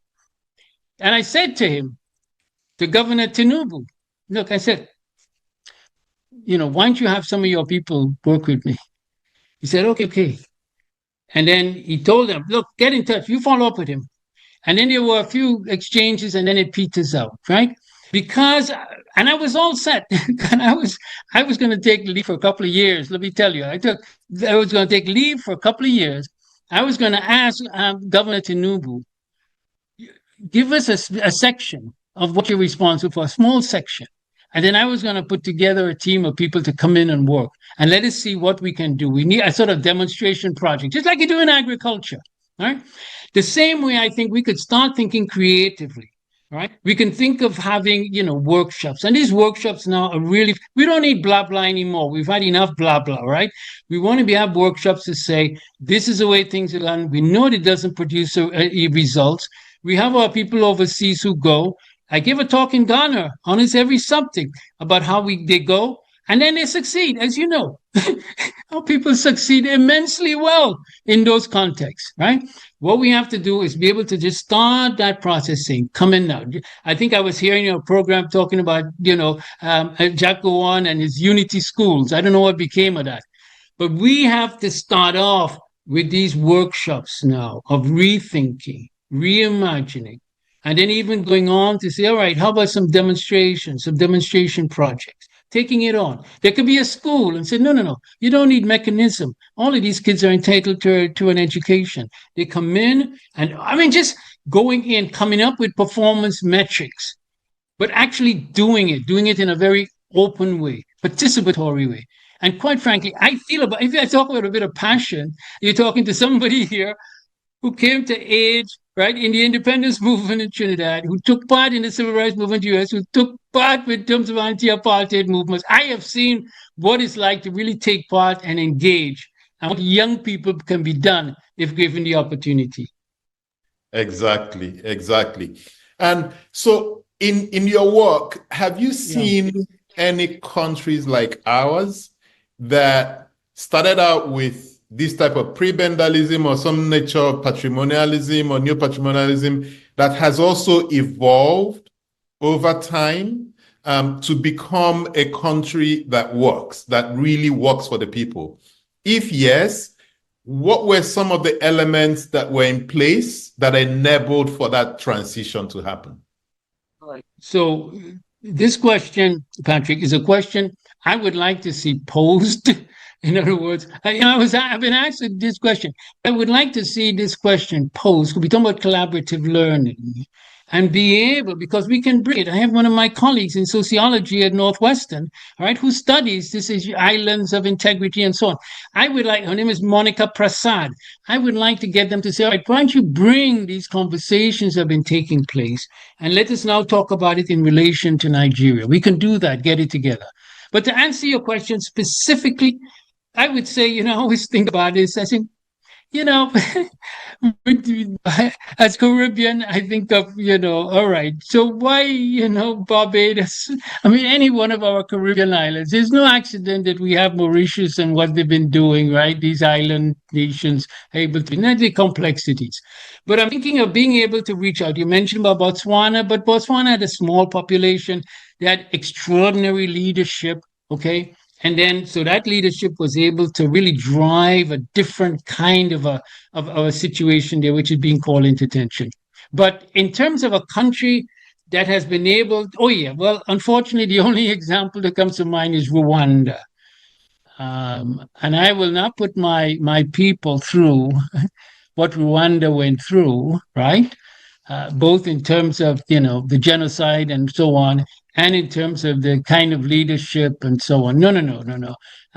You might need that to make the trains run on time, but I would settle for the trains running a bit slower, but doing it in a more democratic, open manner. But unfortunately, we don't. They used to talk about Ethiopia as a thing, and then that's fallen off the wagon, right? All of the others, and so I really feel we have to reinvent. To use that word, we have to reinvent this process. And then we have to reach out to what bits, it might be whole parts, what bits could we bring in? And also within our own country, we could look and see what kind of, I used to be so struck by, these mega churches. I remember one time going on this mega church on the bound to Lagos, going off there. And I was walking and it's like, where am I? Am I still in Nigeria? Right? That it's almost like a satellite, something had come and landed, and people were functioning differently, doing things and everything else. So, it can be done. We just have to, just put our minds together and say, all right, let's figure this out. Even the churches, I mean, it's interesting that you introduced the churches, right? Yes. What role should the churches be playing? I mean, I'll be the first to acknowledge that they've done, okay, so it seems like a double-edged sword, right? So the churches and the religious institutions, they've given people hope, that tomorrow is going to be better than today. Yeah. And maybe that's a way for Nigerians to keep striving. But right. That also kind of numbs the edges, so if you believe that some kind of miraculous thing is going to happen and make tomorrow better than today, it removes agency from the person, to say, I've got to do something to fix my government, etc. But we also need to call on the churches because they have kind of a control on the minds of their people to say, get them more involved. But if you do that, you're blurring the lines between the church and state. Where do you fall on the role the church should be playing in a country like Nigeria? And I say church to mean like the religious institutions. Exactly. Yeah. No, absolutely. The faith institutions, I think, are absolutely critical. In fact, I was reading something just last night that I'm going to be bringing into the story. It was from Carl Jung, but so on. But it's really about spirituality, right? And values, right? But I think there is, I think spirituality, is going to be important, and then it's manifesting in different relief systems. But let me tell you two specific things to show you where I'm saying we have to look around and see what there's a piece here, we get a piece there, piece there, piece there. Let me give you two pieces. I remember one time I was in Lagos. I can't remember what I was doing, but I went into a church. I guess walking around and so on. There's a church. I go in. I went upstairs. I'm sitting. I'm watching now. I'm looking up, and then they have the collection. Right. So the people, they're going along, getting the collection, putting it down. And I was just watching this process now. And then to see the way in which they all gathered together, and then in a group, they were going into the back room to count the money, walking in together, right? So they had created systems of transparency and accountability within that system. Now, just whatever they have to do, they have to deal with the fact that, every Sunday or whenever people are putting in their months and everything else, they have to create systems of transparency, accountability, and efficiency there. Now, let me give you another example I have. And if any of my colleagues who are involved from the University of Ibadan or elsewhere, we had this research alliance to combat HIV/AIDS. I got a big grant from the Gates Foundation having HIV/AIDS prevention, and we put together in Nigeria. But what was very interesting for me was to see the way in which my colleagues now, among themselves, were coming up with systems. And let me give you a specific one. In terms of the funding, how do we get the funding out to different sites? Well, one of the things they did, have the people who will be involved, all of them open bank accounts. And once they open bank accounts, we can have the money transferred into their bank account. So it's not transmitted via so and so. I mean, I was just seeing, this creative ways of dealing with this, right? And you could just take that kind of a thinking, but make that into a movement. We need a movement in Nigeria, right? To take all of these things, put it in together, consciousness, and to share it. And then coming again of Nigeria, and I really felt this when I was in Nigeria studying. Nigeria could have been with the Second Republic, which was one of the most systematic attempts ever made to construct something like that. And from military, that's where I came in. I wasn't coming to study prebendalism and corruption. I was studying this amazing thing, right? And that would have gone off to the world, and Nigeria would have been the leader. When 1989 came along, and all in the rest of the world, instead of Nigeria being a model, Nigeria was dealing with President Ibrahim Maradona, Babangida, all right? And it was going nowhere. Okay, so I think that what we have to do is for people to really realize, something. Look, let us take responsibility what happened, and let us take responsibility for figuring our ways of going forward. And I'm going to open it up for audience participation. We've got the Q&A tab. If you've got a question, please type it in there. I'll properly attribute it to whomever it comes from. But I've got a few other questions I have for you, Professor Joseph. Right. One of them is questions coming up on the chat box. Yeah. Unfortunately, I can't look in the chat box, but I can. But that's okay. Go ahead. A lot of skepticism. Yeah. But you see, how do we fix the bureaucracy? So we see what's happening in America today. The parties will change. The new government will come in. It'll change all the political appointees. I think there are 4,000 of them. But the core of the bureaucracy would remain. But this bureaucracy has not always been this professional. Because we can remember, back in New York, the days of Boss Tweed and patronage politics, etc. And I've been trying to see in my study of economic history and politics, at what point did America make that switch? Yeah. And to see if there are parallels that we can learn from, especially for Nigeria and Africa. In your view, and I don't know in your studies if you've seen, what leads a country or a people to make that switch? Knowing that we have, personal interest and, we're selfish and so on. But what is it that causes a country to make the switch? What are some of those factors in the hope that our audience will look out for them and then we can get our government to make the switch at the right time? Okay, let me be very specific in my response here. Henry Beenan, former president of Northwestern University, who himself taught at the University of Ibadan, and he also taught in Kenya, and Tanzania, sorry. And then you have and he pointed out to me about how important the study of public administration was in Africa, right? The schools of public administration in terms of training the bureaucracy. I also, during my research, I established friendship with some very senior Nigerian bureaucrats who had served, right, under both military and civilian.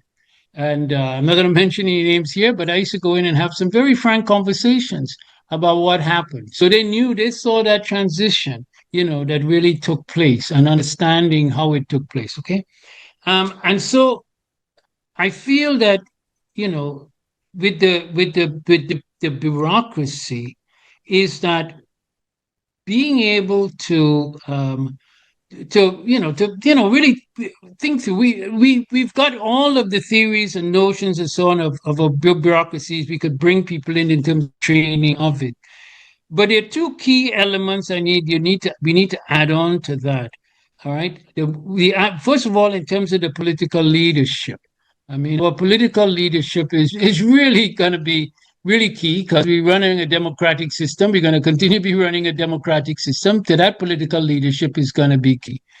But the other thing is an enterprise society, right? A society now in which people, are really using their talents, to go and, get involved in enterprise. Don't turn the state into an enterprise, right? That is, Cameroon, I was reading, but these are countries, you go into the state, you go into the offices, they turn that into an enterprise. No. And this is why we need an enterprise society, right? I think absolutely important. So the training, yes, the training is there. It could be done over and over again. We need the leadership coming in, the enlightened leadership. I'm going to make my mark, right, in certain kinds of ways, according to certain metrics in terms of what I'm going to accomplish.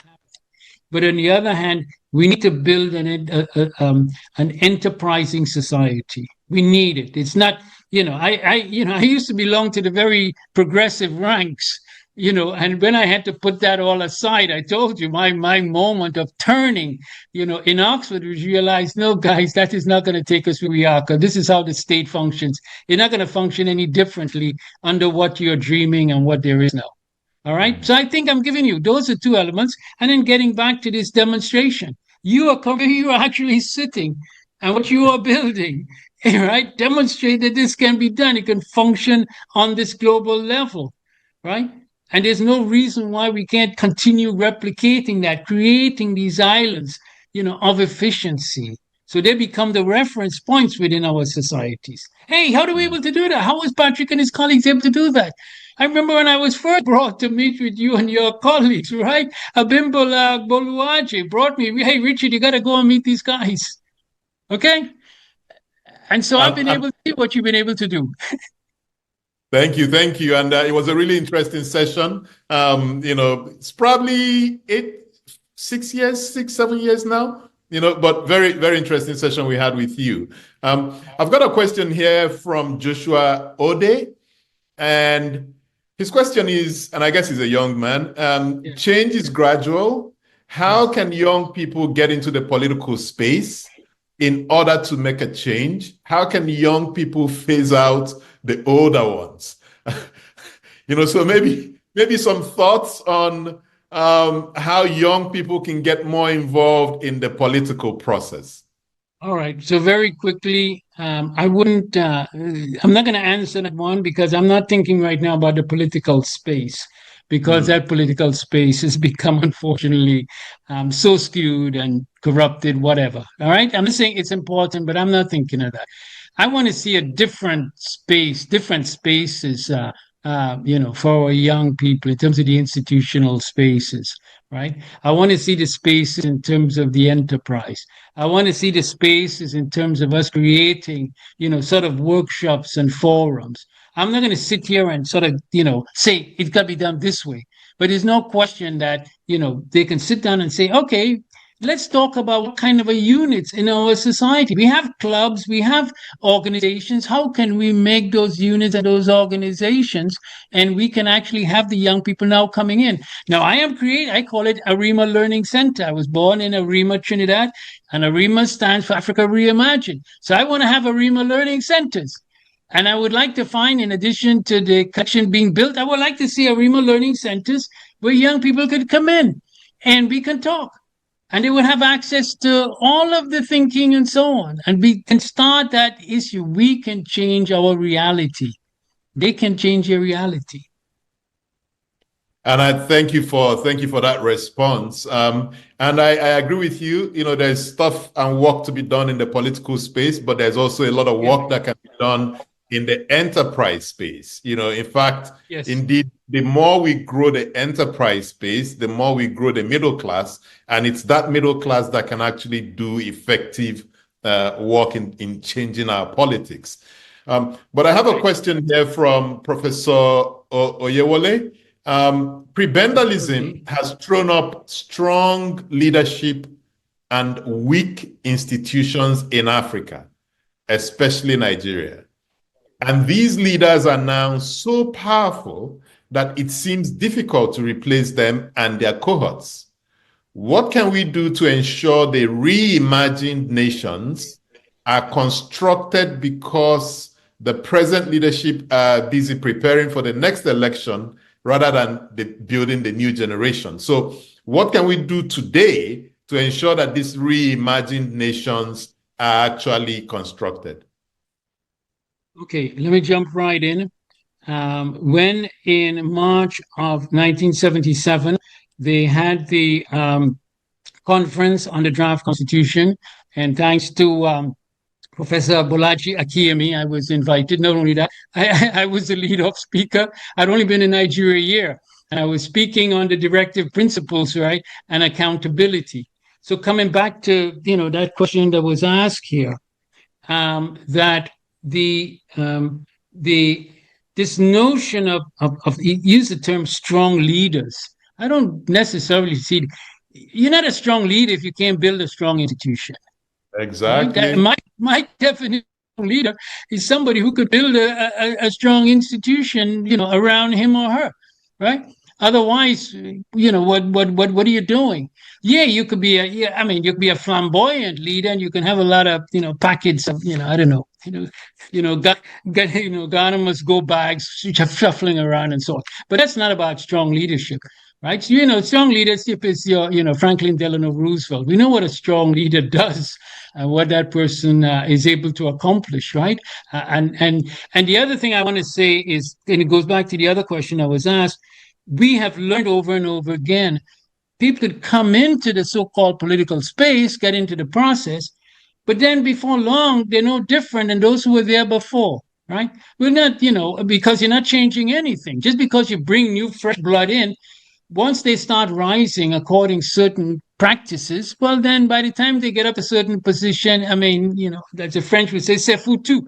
C'est trop tard. It's too late. You can't do anything. All right. So we have to start nurturing, and not only nurturing, but having a way that at every step of the way, from small level, small units to higher level to small units, we have norms and practices that are emerging, right? Being cultivated and honoring. I've always thought that. In fact, one of the things I said in one of my earlier writings was, leaders. I think of leaders at all levels.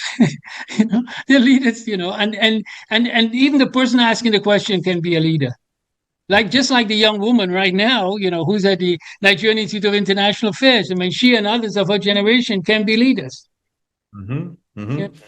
Yeah. And another question here from Jesu Ferami Ayalande. Do you think a transition to an enterprise state should involve overhauls in the educational system or simply policies surrounding entrepreneurship. Without quality education, think in terms of scientific fields, can we actualize the enterprise goals? All right. So very quickly, along with my notion of access, accelerated creation of enterprise societies, I also had a notion which I called amplifying voices for institutional development. Right? Amplifying voices, I call, and I had an acronym. I always love acronyms, AVID. All right. So I want to get, all the voices that are needed, multiplying. Now, the question is a very pertinent one. We want to be able to link up education and enterprise. Education and enterprise. So the people who are there, and this is, and it really connects with that book that I read when they're talking about, about the Asian countries. Yes, they were educating, but not just in the formal sense. You have to do that. People must be literate. They must have literacy, but also in terms of the training and the skills that are necessary because it's a technological age, right? So just thinking of combining this enterprise and education. And, there's no reason why this cannot be done in Nigeria. Education and enterprise, right? And, and if I would even add ethics, you get these three here, teaching ethics, education, and enterprise. But and taking our educational structures and bringing that into the educational structure, starting, at the, the lowest level, but making sure that that is going on at every stage going forward. Thank you. So I've got another question I scribbled down here, and there's a bit of a context to it, and it came out of the conference that was held in Nigeria on prebendalism a few years ago. I was reading the book, and it's the concept of this conglomerate society. Early scholars emphasized tribalism and ethnic affiliations in their efforts to understand Africa's political economy. Ken Post and Michael Vickers' conglomerate society follows that same structure, where ethnicity or religion is given a higher position in unpacking an understanding of Africa. Is that truly the case? Is it really, are we really focused that much on ethnicity and religion? Or is it that the politicians raise these issues when they're trying to win power, and because there are fewer resources that a lot more people are competing for? Because if you look at the daily interaction between Africans, I don't see that ethnicity or religion colors that relationship.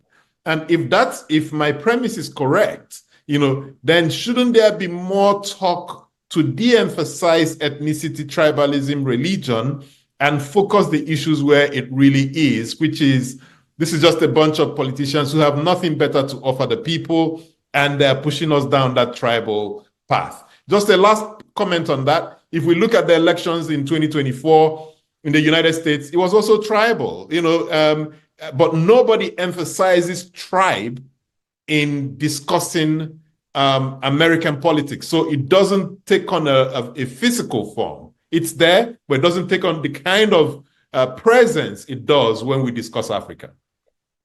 Okay, boy, so much to do there. This is why, I got to get my airline ticket, get back to Nigeria. I never wanted to leave, tell you the truth. In 1979, I need to get back, all right? And so I could engage with all of you in these issues. So let me go through a few things. First of all, yes, in terms of the American election, what is normally talked about is tribalism, political tribalism. We saw that emerging. Kind of appeals that were being made, the sentiments that were reading do not, there were, appeals not dealing to people's rationality and intellect and so on. So yes, definitely that element is there. Secondly, on conglomerate society, if you go to Arch Library of Northwestern University, you'll see where I started working on this notion of a conglomerate society, the governance in a conglomerate society. I am going to go back to that because I realize I have to finish some of these writings and make them available. All right. Thirdly, in terms of issues of ethnicity and religion and other, identifiers that we have in our society. One of the elements of my work in terms of prebendalism was connecting this mechanism that I saw about accessing offices to Nigeria as a plural society, plural in the sense of these areas of affinity, of self, of identity, of culture, all of those dimensions. I'm putting those two things together. All right. Now, there is no reason whatsoever that Nigeria cannot continue with a lot of the positive values of a plural society, right? I mean, this is something that is intrinsically a benefit, right? Exactly. So I don't have to, but what we want to be able to do is to be able to combine, these two simultaneously, right? In other words, people pursuing these identifiers, their cultural practices, and so on, their religious faith practices, and at the same time, the state, and the state is something that is supposed to be neutral, right? The republic, this is the res publica. It's a public, all the people. And so the whole process, and this is why it's a learning process, a thinking process. How do we develop, strengthen the state as that constitutional, secular institution that it does not, as it were, doesn't value one ethnicity or religion or so on over the other, while at the same time being able to have flourish these cultural identities. I mean, it is do that, and we could go and we can get societies and say, how are we able to do these things simultaneously? Now, Nigeria's always talked. I have if you see here, Nigeria had so many meetings. This one is called Nigeria in Search of a Viable Polity.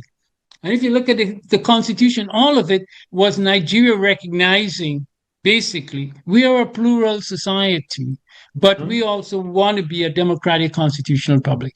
There's no country in the world has done more thinking and reflection and so on about that. We need to now just go back to it because, look, whatever we did not work, but that means, all right, let's start again. Let's rethink. And maybe along that same line, all of that thinking that's been done around how do we deal with our pluralist state, there's a question here from Imoleayo Daramola. Please, Professor, what critical steps are required for Nigeria to break free from prebendal politics? So I don't know if you've had time to reflect on this, but what are some of the steps we should be thinking of to break out of these chains? All right. So Imoleayo Daramola, she did not identify herself, but she happened to be the young person I was talking about a little while ago. Oh, interesting. Her generation, she snuck in there. So it's her generation which have access. They will have access to all of these ideas. And with the end bad governance, and going back to the end SARS was important because it was looking at what is this essential function of a state, namely to provide security, right? And in the form of that force. And you can go back to see where this, I'm even looking at my fella Ransom Kuti this morning, overtake. Fella that, a police station now be banks. Okay. Exactly. All right. So because this is what NSARS are about. That they're supposed to be carrying out the law. They're not supposed to be forces of oppression and exploitation and all the rest. All right. So your generation have the opportunity now, as long as we provide the resources and we provide the context, for you to be able to say, okay, we have to live this ourselves. We know this at every stage of the way we know it. What I call a toll gate society is another term of use. All right. Give an opportunity, you put down a toll, you put your hand out, somebody pay you for you to lift the toll, right? And this is not developmental, it's anti-developmental. And your generation, we don't have the answer, but we can work with you on how we actually obtain the answers. And I think your generation have to say, well, listen, what professor wrote about, they said for a future foretold. Well, that future is our present, right? And so how do we take it forward? And let me just add one word about this. In Senegal, years ago, they used to use the word futureless youth. This was good, 15 more years ago, referring to futureless youth. All right. Today, the president is saying, our young people, we have to come up with answers so they're not thrown into permanent despair. All right.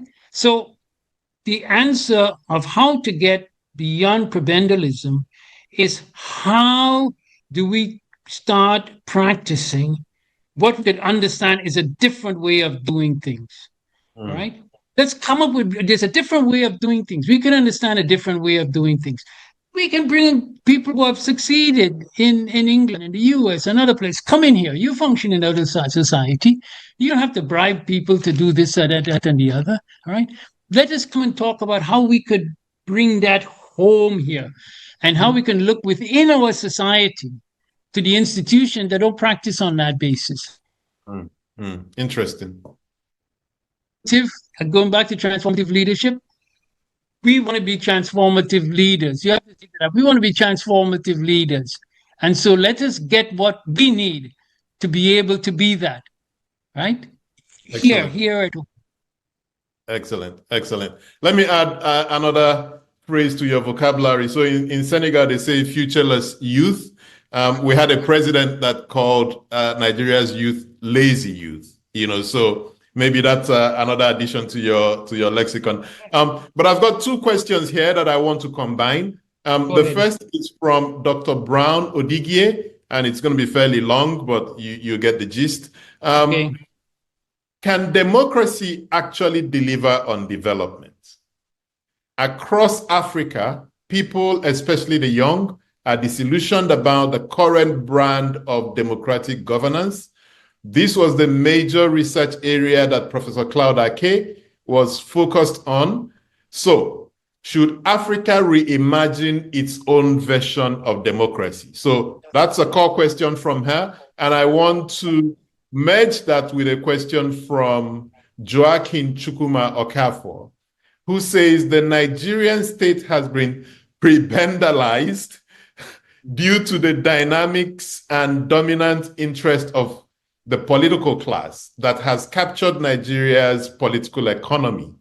Professor Joseph, I want to ask, is it a problem for the military to take over power in Nigeria in respect to cases like Mali, Burkina Faso, and Niger Republic? So, first question, can we reimagine our democracy?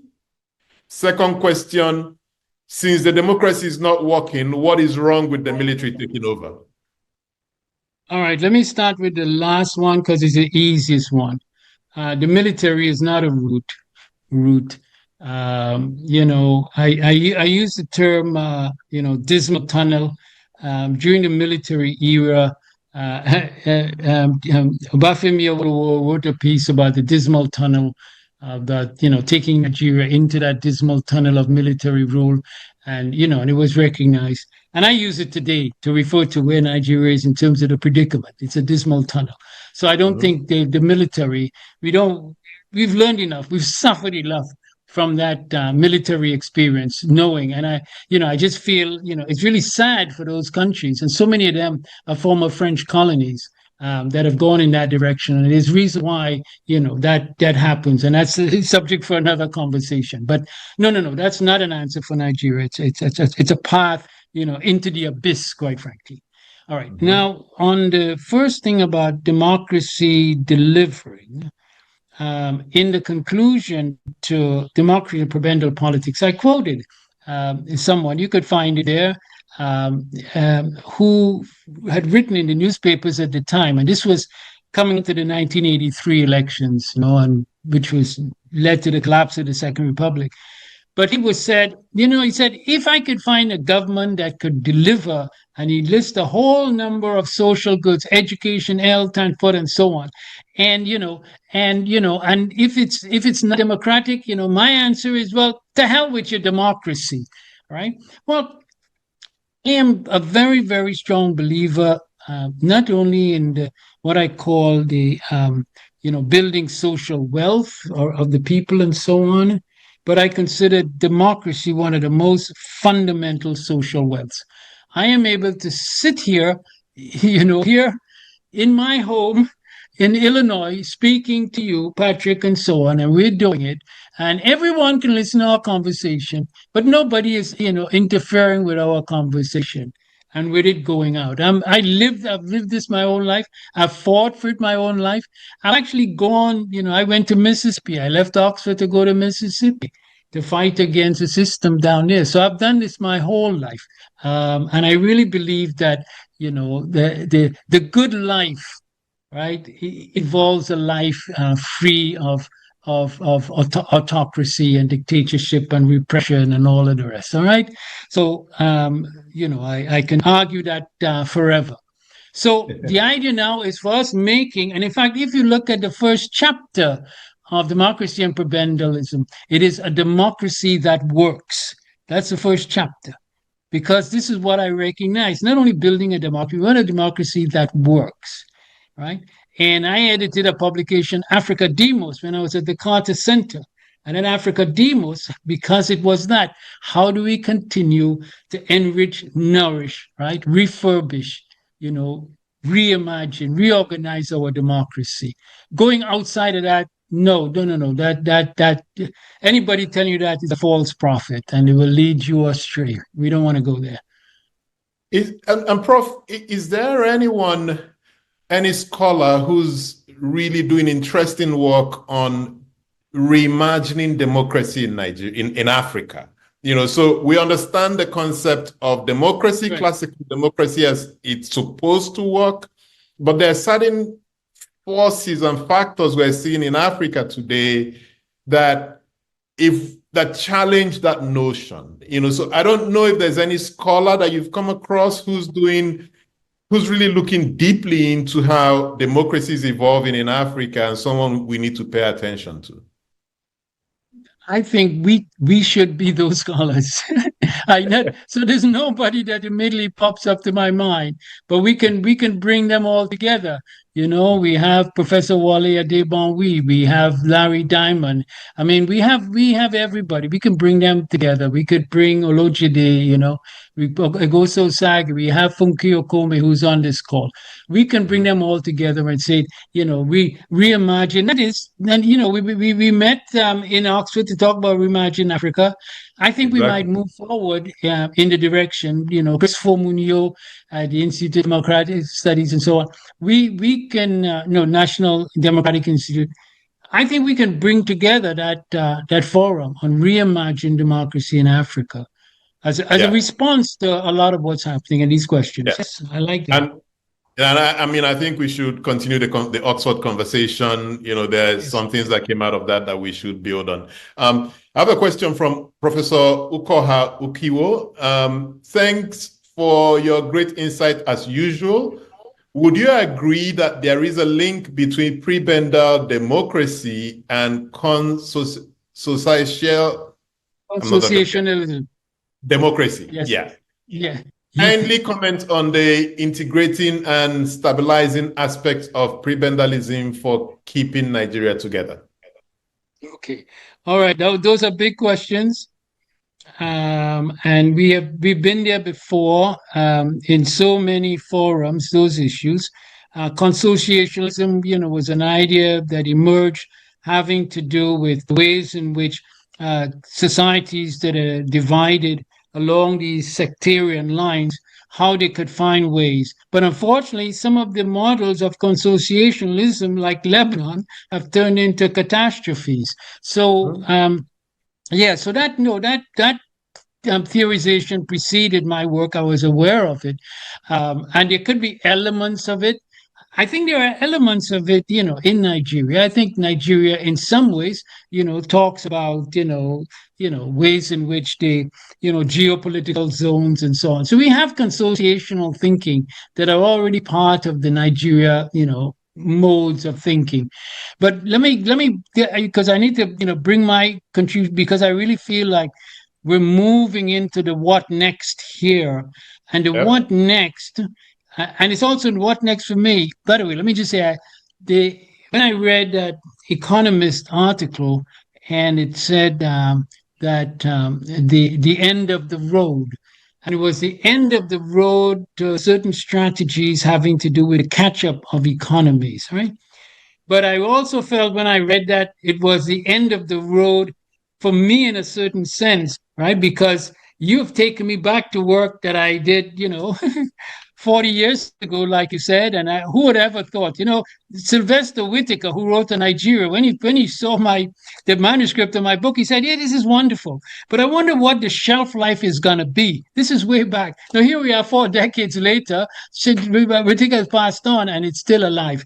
But I think the next step is going to be the kind of question that's been provoked for us trying to think of what is the context in which we can actually carry that to the next level. And also to think of the publications that could result. And I even have somebody who really imaged me and say, Richard, you have to start using social media. I don't use any social media. You need to start, and I can work with you because you have to be able to carry that conversation into this new form. And I'm going to be exploring that along with others. Fantastic. I have a question from Emeka Opara, and the way I see it, everyone seems to be waiting their turn to get their hands in the cookie jar, more or less. People seem to complain because neither they nor their family and friends are there or have access to power or the public vote. How do we begin to re-engineer the mindset of Nigerians to begin to move away from prebendalism? Please share some ideas.